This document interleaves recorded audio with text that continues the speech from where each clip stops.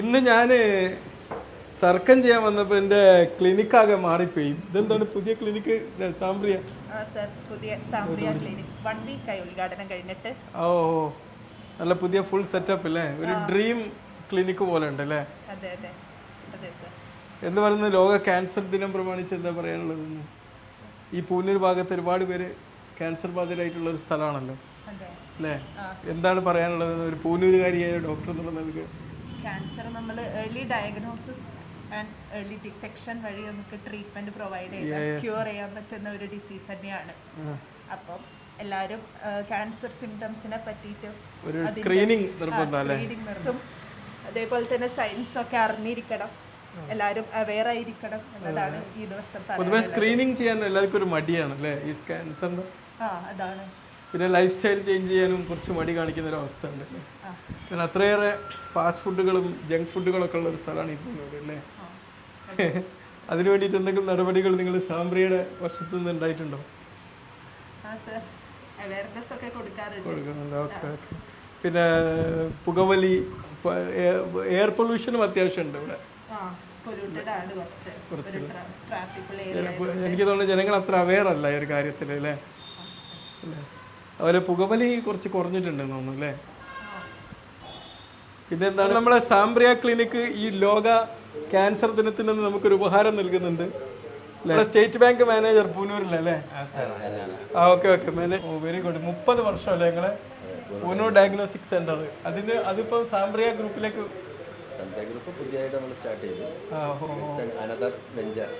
Okay okay okay. ഒരു എന്തായാലും പുതിയ അപ്ഗ്രഡേഷൻ അല്ലേ? ലോക ക്യാൻസർ ദിനമാണ്. അപ്പം നിങ്ങൾക്ക് ഈ ഒരു പൂനൂരിൽ വന്ന അതിഥികളാണല്ലോ, എന്താണ് ഇവിടുത്തെ ഒരു ക്യാൻസർ രോഗികളെ കുറിച്ച്? അങ്ങനെ ബാങ്കിൽ നിന്നൊക്കെ ഒരുപാട് ഇത് പോകണ്ടാവില്ല അതിന്റെ? ഒരുപാട് ക്യാൻസർ രോഗികളുള്ള ഒരു പ്രശ്നം ഇവിടെ ഉണ്ട്. അതെ അതെ അതെ. ഇപ്പൊ നമ്മളൊരു ഫാമിലിയിൽ എടുത്തു നോക്കിയാൽ തന്നെ ഏത് ഫാമിലിയിലായാലും ഒരു ക്യാൻസർ രോഗിയെങ്കിലും ഉണ്ടാവും. അതൊരു ഇപ്പോഴത്തെ ഒരു കാരണം ഓരോ ദിവസത്തെ 6 മരണം ക്യാൻസർ പോയാണ്. അതെ അതെ അതെ അതെ അതെ. 6 അപ്പൊ 6 ആള് മരിച്ചിട്ട് ഒരാൾ ക്യാൻസർ ആണ്. ഇതിലൊരു 80% നമുക്ക് പ്രിവെന്റ് ചെയ്യാം, 50% നമുക്ക് നമ്മുടെ ലൈഫ് സ്റ്റൈൽ ചേഞ്ച് ചെയ്താൽ പ്രിവെന്റ് ചെയ്യാം, ബാക്കി 40% നമുക്ക് നമ്മുടെ എന്താ പറയുക ഏർലി ഡിറ്റക്ഷൻ കൊണ്ട് പറ്റാം. പലപ്പോഴും ഏർലി ഡിറ്റക്ട് ചെയ്യുന്ന കാര്യത്തിലാണ് പരാജയപ്പെടുന്നത് അല്ലേ? എല്ലാ കാര്യങ്ങളും ചെക്ക് ചെയ്യാനുള്ള എല്ലാ സംവിധാനവും ഉണ്ടെങ്കിലും നമ്മുടെ നാട്ടിൽ ഈ പ്രിവെന്റീവ് മെഷേഴ്സിന് വല്ലാണ്ട് പ്രാധാന്യം കൊടുക്കാറുണ്ട്. വന്നിട്ട് ചികിത്സിക്കുക എന്നുള്ളതാണ്. അതുകൊണ്ടാണ് ഈ ബേർഡൻ വരുന്നത്. നിങ്ങളെ ബാങ്കുകാർക്കൊക്കെ ഒരുപാട് ഫണ്ട് ഈ ഒരു ഇൻഷുറൻസ് മേഖലയിലൊക്കെ കൊടുക്കേണ്ടി വരുന്നത് അതുകൊണ്ടാണ്. ഇത് കണ്ടെത്താനുള്ള ഓപ്ഷൻ ഉണ്ട്. ഇപ്പോൾ കോളോറക്ടൽ ക്യാൻസർ, പിന്നെ ഇപ്പം എനിക്ക് തന്നെ അറിയാം, നമ്മളൊരു 3-4 പേഷ്യൻറ്റ് നമ്മൾ അൾട്രാസൗണ്ട് വെറുതെ ചെയ്ത് നോക്കിയപ്പോൾ കിഡ്നിയിലെ ക്യാൻസറിന്റെ തുടക്കം കാണാൻ പറ്റും. അപ്പോൾ കണ്ടുകൊണ്ട് ഉടൻ തന്നെ അത് റിമൂവ് ചെയ്തുകൊണ്ട് ഇന്ന് അവർ സുഖമായിട്ട് ജീവിച്ചു. പിന്നെ വേറെ പ്രശ്നം തന്നെ ചിലവർ ക്യാൻസർ ആണെന്ന് അറിഞ്ഞു ഒറ്റയടിക്ക് പാരലൽ ട്രീറ്റ്മെന്റൊക്കെ പോകും. സംഗതി 100% ക്യൂറബിൾ ആയിരിക്കും. 100% ക്യൂർ. ഇപ്പോൾ തൈറോയ്ഡ് ക്യാൻസർ, ബ്രസ്റ്റ് ക്യാൻസർ, ഇതൊക്കെ പലതും 100% ക്യൂറബിളാണ്. ഈവൻ ലങ് ക്യാൻസർ പോലും. പക്ഷെ ഇവരറിഞ്ഞ് ഫസ്റ്റ് സ്റ്റേജിൽ തന്നെ പോയി ഇനിയിപ്പം രക്ഷയുള്ള ക്യാൻസറാണ്, വല്ല നാട്ടുവൈദ്യമോ മറ്റോ ചെയ്താൽ പോകുന്നത് കോംപ്ലിക്കേറ്റഡ് ആയിട്ട് പിന്നെയും വരും. അപ്പോഴേക്ക് പിടുത്തം വിട്ടിട്ടുണ്ടാവും. ഏർലി ഡിറ്റക്ഷൻ ആണ് വളരെ ഇമ്പോർട്ടൻറ്റ്. അതന്നെയാണ് ഈ വർഷത്തെ ലോക ക്യാൻസർ ദിനത്തിന് കൊടുക്കുന്ന മെസ്സേജും. നമുക്ക് ഡിറ്റക്ട് ചെയ്യാനുള്ള ഫെസിലിറ്റി എല്ലാ നാടുകളിലും ഉണ്ടാക്കിയെടുക്കുക എന്നുള്ളതാണ്. കാരണം ഈ ഏർലി ഡിറ്റക്ഷനിലാണ് പല രാജ്യങ്ങളിലും ഇതില്ലാത്തൊരു പ്രശ്നമുണ്ട്. ഇപ്പോൾ ഏറ്റവും കൂടുതൽ ക്യാൻസർ വർദ്ധിച്ചു വരുന്ന ഒരു രാജ്യമാണ് ഈ ലാറ്റിൻ അമേരിക്കൻ രാജ്യങ്ങൾ. ഏറ്റവും വലിയ രസം എന്ന് പറഞ്ഞാൽ അവിടെ ഏറ്റവും ആയുസുള്ള രാജ്യങ്ങളാണ് ഈ മെഡിറ്ററേനിയൻ കൺട്രീസ്. പക്ഷെ അവർക്ക് ഒരു ഭയങ്കര പ്രശ്നം വരാൻ പോവാണ്. ഏറ്റവും ആയുസുള്ള രാജ്യമാണെങ്കിലും അവർ ഡിറ്റക്ട് ചെയ്യുന്നില്ല. അതുകൊണ്ട് അവർക്ക് ക്യാൻസർ ലേറ്റസ്റ്റ് സ്റ്റേജിലാണ് കണ്ടെത്തുന്നത്. അങ്ങനത്തെ ഒരു വലിയ ഇഷ്യൂ ഉണ്ട്. എനിക്കുള്ള ആദ്യമായിട്ട് തന്നെ പെയിൻ ആൻഡ് പാലിറ്റീവ് വളരെ ശക്തമായി ഉണ്ടായ ഒരു സ്ഥലമാണ് ഇപ്പോൾ. ഒരുപാട് രോഗികളെ പരിചരിക്കുന്നതെല്ലാം ഉണ്ടല്ലേ? നീയൊക്കെ വളരെ സജീവമായിട്ടുണ്ടോ? ഞാൻ ബാക്ക്ഗ്രൗണ്ടിലുണ്ട്, പക്ഷേ ഇതിന് സപ്പോർട്ടായിട്ടുള്ള അങ്ങനെ. എന്താണ് ഇന്ന് വേൾഡ് ക്യാൻസർ ഡേയിൽ ഒരു ഫാർമസിസ്റ്റ് എന്നുള്ള നിലയ്ക്ക് പറയാനുള്ളത് എന്താണ്? ഒരുപാട് മെഡിസിൻസും ക്യാൻസർ ഉണ്ടാക്കുന്നതൊക്കെ പറയുന്നുണ്ടല്ലോ. മെഡിസിൻ്റെ മിസ്യൂസ് വല്ലാണ്ട് നടക്കുന്നുണ്ടോ? പെയിൻ കില്ലേഴ്സ് ഒക്കെ വളരെ അനാവശ്യമായിട്ട് വാങ്ങി കഴിക്കുന്ന ഫാർമസിയിൽ പെയിൻ കില്ലേഴ്സ് പ്രിസ്ക്രിപ്ഷൻ ഇല്ലാണ്ട് തന്നെ കൊടുക്കുന്നുണ്ട്. അങ്ങനെ കൊടുക്കാൻ പാടില്ല എന്നാണ് നീ പറയുന്നത്. ഓക്കെ. ഈ അഫ്ലാടോക്സിനുകൾ എന്നൊക്കെ കേട്ടില്ലേ? ഭക്ഷണത്തിൽ നിന്ന് വരുന്ന കാർസിനോജൻസ്, അതിനെക്കുറിച്ചൊക്കെ എന്താ എനിക്ക് പറയാനുള്ളത്? ഒരുപാട് നമ്മുടെ ഭക്ഷണങ്ങളിലൊക്കെ അത് മിക്സ് ചെയ്ത് അല്ലേ? ഫാസ്റ്റ് ഫുഡ് മെയിനായിട്ട് എല്ലാവരും കുറേ കഴിക്കുന്നുണ്ട്. ഉണ്ടല്ലേ? അതൊക്കെ കുറച്ചിട്ട് ഓക്കെ. അല്ല, നമുക്ക് പൂനൂർ ഡയഗ്നോസ് സെന്ററിൽ ഡോക്ടർ ഫസീലയുടെ നേതൃത്വത്തിൽ പത്തോളജിസ്റ്റ് ഉണ്ട്. പത്തോളജിസ്റ്റ് എന്താ വെച്ചാൽ നമ്മുടെ FNAC ടെസ്റ്റ്, പാപ്സ്മിയർ, പെരിഫർസ്മിയർ തുടങ്ങിയ ടെസ്റ്റുകൾ ചെയ്യാനുള്ള സംവിധാനങ്ങളുണ്ട്. അപ്പോൾ ഏർലി ഡിറ്റക്ഷൻ നമുക്ക് ചെയ്യാം. തൈറോയിഡിന് ഏർലി ഡിറ്റക്ഷൻ ചെയ്യാൻ. പിന്നെ ആൾക്കാർക്ക് ഒരു ഭയങ്കര പേടി എന്താ പറയുക, ഇത് കണ്ടെത്തി കഴിഞ്ഞാൽ ഇപ്പം ജനറ്റിക് ടെസ്റ്റിംഗ് ഉണ്ട്. എന്ത് അസുഖം വരാനുള്ള കാരണങ്ങളും കണ്ടെത്താനുള്ള ജനറ്റിക് ടെസ്റ്റ് ഉണ്ട്. പക്ഷെ ആൾക്കാർക്ക് പേടിയാണ്, ഇന്ന അസുഖമൊക്കെ ഡയബറ്റീസ് വരാനുള്ള സാധ്യത കണ്ടെത്താം. പക്ഷേ ഇത് വേറെ പ്രശ്നമുണ്ട്.